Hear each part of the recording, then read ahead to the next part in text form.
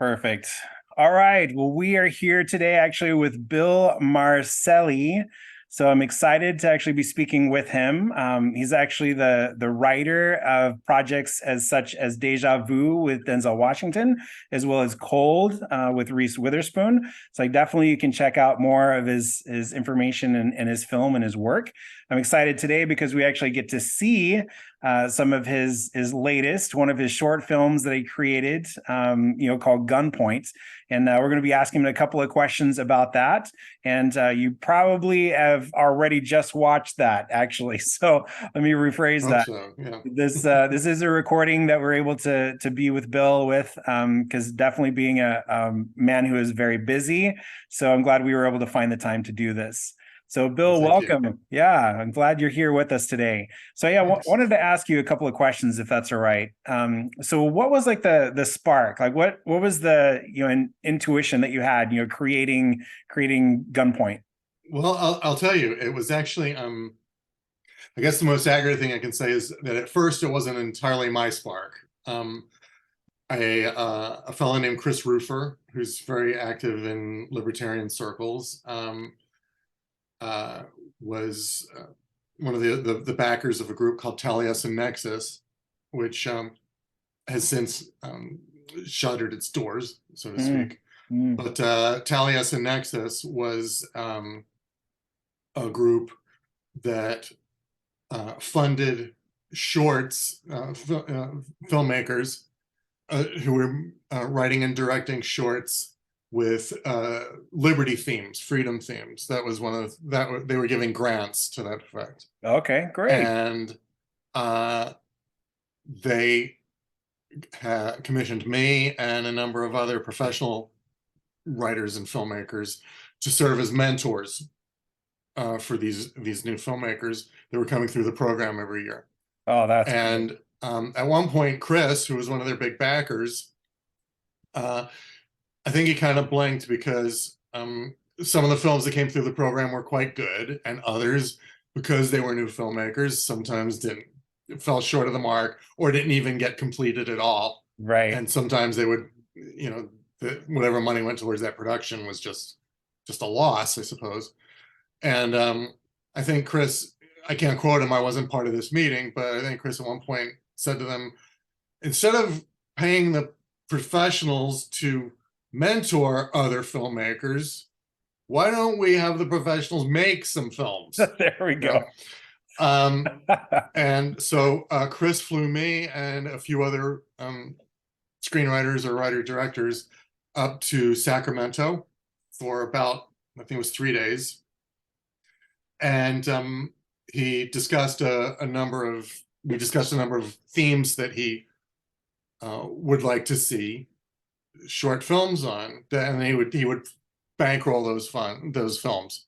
So basically, he was kind of like giving grants that we were welcome to apply for, and he had a number of themes that he wanted to see. Many of them fiscal themes, right? Oh, Financial good. themes. Good. And one of those, a couple among those themes I remember was all taxation is regressive. And I thought, oh, well, that sounds like a terrific night at the movies. Exactly. But also one of them was basically an extension of that, all taxation is theft.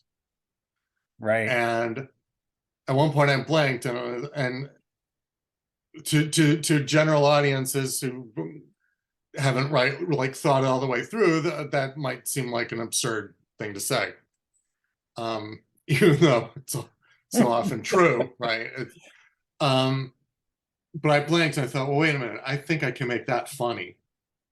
If we make it funny, then people will watch it, and maybe 1 out of 10 or 1 out of 5, if we're lucky, will blank and go, wait, they got a point there though. Yeah, that was funny, but yeah, actually, if I don't pay my taxes, eventually somebody's going to show up with a gun, aren't they? Yeah, exactly. I loved it. Yeah, Absolutely. to take my money for something that I never voted yes on that,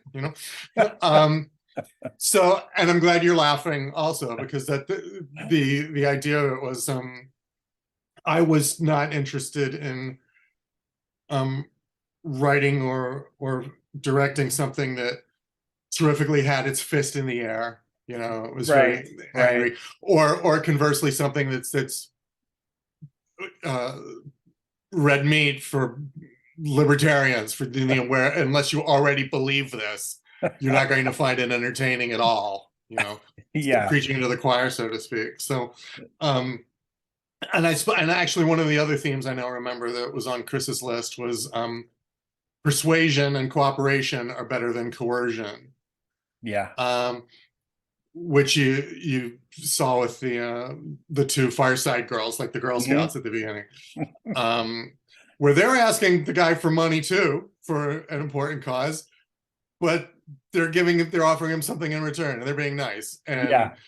and that's kind of how we know that it's not that he hates giving money to anybody, and he doesn't have anything against the U.S. government. They say we're going to the Capitol building, and he's like, "Oh, that's great," you know. When somebody shows up with a gun, wait a minute. um, and I pitched that. Actually, I pitched one or two or three ideas to Chris, but they liked that one the best and bankrolled the short, and now you've just seen it. So That's great. And you know what? It really was a unique take on it. And like, what are you hoping people will take away from the film? well, thanks for asking. I mean, Mhm. I suppose I touched on it a little bit just then. My pet phrase lately is if you want people to entertain a new idea, the new idea has to entertain them first, Oh, you that's know? great.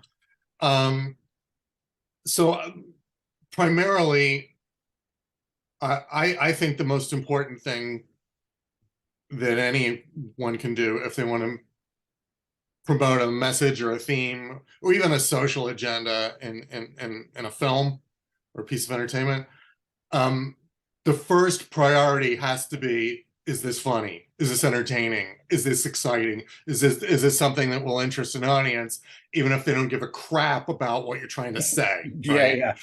Um, and far too often, uh, those of us who aspire to make films that, you know, mean something, we kind of get that reversed.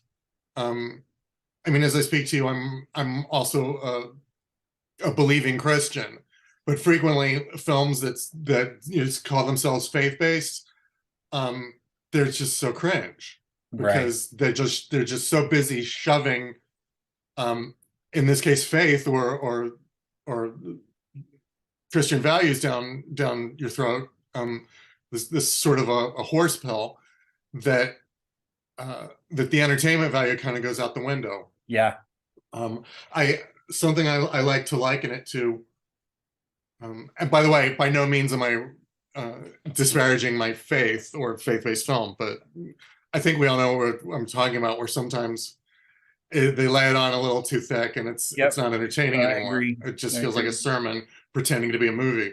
Yeah. Um, and that doesn't have to just be about faith. In this case, in our case, it could be about, you know, fiscal themes or social themes.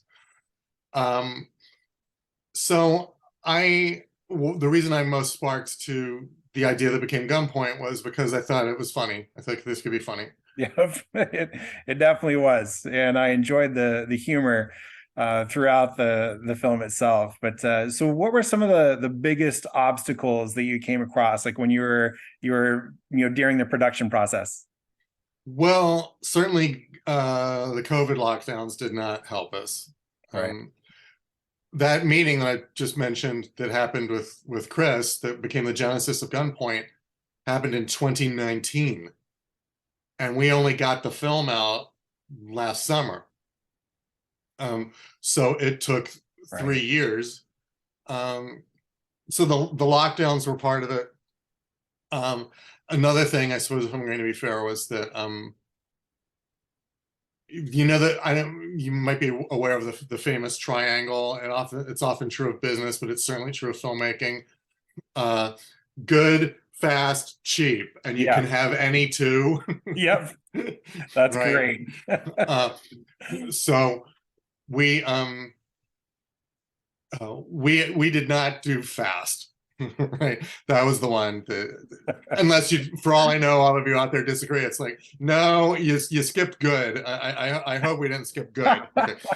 But but many of the people that were working on the film uh, were often professionals who had other jobs, other demands on their time, or in some cases had day jobs. So since we weren't a full-on union production. I mean, the production Right. budget for the film was somewhere between $18,000 and $20,000. Okay. So it was not cheap. Right. Although by feature film standards, yeah, that's pretty expensive, and Right. it would have been Exactly. it could have been far more expensive, but the trade-off was that we ended up taking our time, and because of the COVID lockdowns, like I never sat in the same room with my editor. Wow. I only met my composer at a screening after the film was done, meeting in person. A lot of this was virtual. Um, but we did eventually get it done. And once it was ready, the editing process took a while, among other things, because as I said, we didn't meet in person. Yeah, that's kind of unusual, for sure, Yeah. because usually people are working on top of each other, for things like this. But any funny or interesting stories, like that, that happened, either on set or while the process was going through. Well, yeah, I mean, I think one of the things that, while we're talking about people being on top of each other, I guess, um, I generally speaking, for all short films or films in general, a bang up ending I think tends to be something that's important. If you want your film to be memorable, uh, it can drag in the middle. I hope ours didn't, but something can drag in the middle. But if it's got a really great ending, then Right. that tends to be the last thing you remember. Right. Um, if you're watching a feature film, it can be good for 90 minutes, but if at the end it fizzles, then that's your lasting impression of it. So, uh, and in my case, I knew I wanted a scene at the end where there's this huge crowd of people wearing different costumes, all pointing guns at our poor, hapless homeowner. Yeah, totally relate. Um, and because of COVID, we did have a COVID compliance officer on the set. That was a line item in the budget. And but at first, Patrick Reasonover, one of our producers, told me we can't afford a dozen people at the end of the short. We can't afford the day rates on those actors or anything like that. And I was like, hold my beer. So I actually went on Facebook, and I thought asking people to come and be in your film for free is a real pain. You're asking somebody for a favor. But if you're Yes. asking 12 people who are all friends and who all know each other, and we haven't all seen each other since COVID, hey everybody, I'm gonna buy lunch at Porto's. I'm gonna buy us all a nice lunch. Come down to the location where we're filming it. You guys can hang out for a while, and then and then we'll put you in costumes and Right. just spend 15 minutes or so, holding a gun and being in the end of my movie, and we'll make a party out of it. Oh, And I that's was like, great. okay. So so people came, and for the price of a nicely catered lunch, I got my big shot at the end of the Wow, movie. that's great. So yeah, so for those fellow filmmakers watching, there are ways you can kind of do these things. Don't automatically shrug and go, oh well, if somebody says you can't afford something. Often there's ways that you can get around it. So. Yeah, that's great. Great input as well. Usually you add food in the mix, and you get a lot more people, to show up for the event.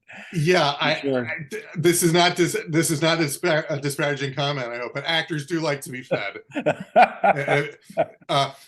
One of the things that they'll tell you on a low budget film is okay, if you can't afford to pay people all that well, if the days are long or whatever, spend the money on good food. Yep. Spend the money on craft services. Francis Oh, Ford that's great. Coppola, I think, was famous for actually making huge pots of pasta and bringing them to Um, set. And oh everybody's like, how gosh. mad can I be at him? This is pretty good chow. So, Oh my um, gosh, that's great. Well, you know, I know that by being just an observer of these kind of type of short films and things like that, it's great because we've really been focused towards financial themes and trying to make it more comfortable, almost like an edutainment type of value. And yeah. definitely Gunpoint fit that perfectly. And if you were to just have another idea, maybe between the correspondence that you were having back and forth with Chris or not, if there was another subject that you would consider doing another short film on, what would some of those be, or what would be another idea? Well, anyone watching who has a budget and needs a filmmaker, give me a call or something. But Yeah. I don't know. I mean, in the case of Gunpoint, one of any themes that I would be likely to choose, one of the first questions that I ask is this something that's already sort of halfway accessible to people?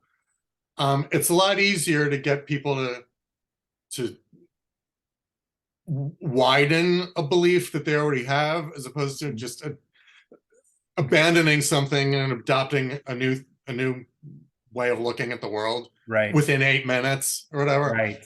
In the case of Gunpoint, with that theme, all taxation is theft. I know that most people, if you ask them that, would go, well, no. Yeah. But I think everybody believes that some taxation is theft. Yes. Right? That's my code of, that's the sort of in, right?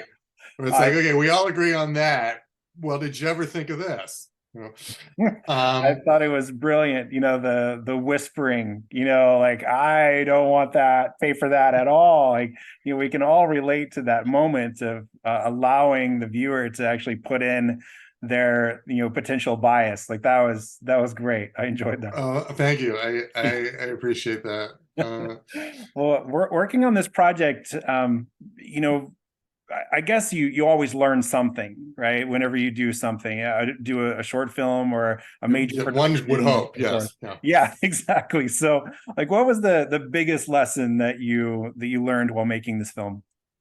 Well, I'll tell you. I mean, I've well, there was one in particular that I won't dwell on too much because it may not be relevant here, but it seemed to me that 90% of the effort toward putting a film together is, hiring everybody, getting the equipment, getting the location, setting everything up. And even for a short film, a small army of people and equipment uh, all get set up. And while I was there on the second day of film, it was only a 2-day shoot. But on the second day, I blinked and I'm like, why don't we just stay here for another week and keep going until we have a feature film? Why did I write something that's only 8 minutes long to have this whole army here? If everybody just stayed for a few more days, I could have a feature film. You know, all I have to do is write one, which that's not as easy as That's it an sounds. obstacle. Yeah. But one of the things that I've learned, I've met a number of people who are fancy themselves directors, and they've earned the title, then they'll make films or whatever. But if you talk to them, they'll talk about their films as if that small army I just mentioned don't exist. It's like my film, my vision. I'm glad you liked what I did there. And it's like, no, 30 people did that. I'm not kicking my heels and saying, oh shucks. I mean, I did write and direct it. I had something more than a little to do with the finished product. Right. But when you're putting a group of creative people together, and especially if you're not paying them well, Right. I don't mean that we were horrible to anybody. Like I said, I bought nice sandwiches, right? But it was not exactly, Paramount Pictures presents Gunpoint. We were all there doing our best with fairly limited means, trying to get the best looking film we could. Um, and while we're talking about good looking films, I would be completely remiss if I didn't mention Benjamin Gaskell, Ben Gaskell, our cinematographer, particularly. I knew I wanted a cinematic look. Um, I had seen other shorts. Ben had been the cinematographer on several of those Taliesin Nexus shorts that I mentioned. I think his work's brilliant. Uh, he works quickly. He's a friendly collaborator, and I hope to do a lot more with him. So, a lot of what you liked about the film, Ben Gaskell, right? That's amazing. But and I'm sorry, I don't mean to filibuster, but one of the things that I learned is uh, many of those directors that I mentioned, they think they have to crack a whip. They think they have to impress everybody with how demanding they are, and in some cases outright mean. And in my own case, I treated everybody on the set, or I did my best to treat them as a thank you for coming. you know, That's I had read a great. book by Gary Marshall, who directed Pretty Woman, and um, he's a legend. He did Happy Days. The Odd Couple was Neil Simon wrote that, but that was his show. Laverne and Shirley. Gary Marshall's a legend. Yeah. Wow. Uh, and he wrote a book on his career called Wake Me When It's Funny. Yeah. That's a great title. Yeah, you can sort of imagine the situation that prompted the title. But in one chapter of the book, he discusses he made a number of movies, like I think Valentine's Day or New Year's Day, New Year's Eve. He made a number of these movies that were star-studded romantic comedies. They had like 4 or 5 different love stories all going on over the course of the movie. And stars would eagerly, line up to be in his films. Gary Marshall's making a movie. Oh, I'm there. Send me Wow. the script later. And I think Julia Roberts said to him at one point, most people direct movies, you host one. Wow. And I thought, what a neat That's attitude yeah. about making a movie. Thank you for coming to my movie. Thank you for coming. You're trying. Are you comfortable? Can I get you something? Wow. Okay, now it's your turn. We're gonna put you on camera now. Okay, everybody Yeah. will be with you in a minute. To be a little bit more of a host and a little bit less like. Oh my gosh. Uh, That's such a great outlook.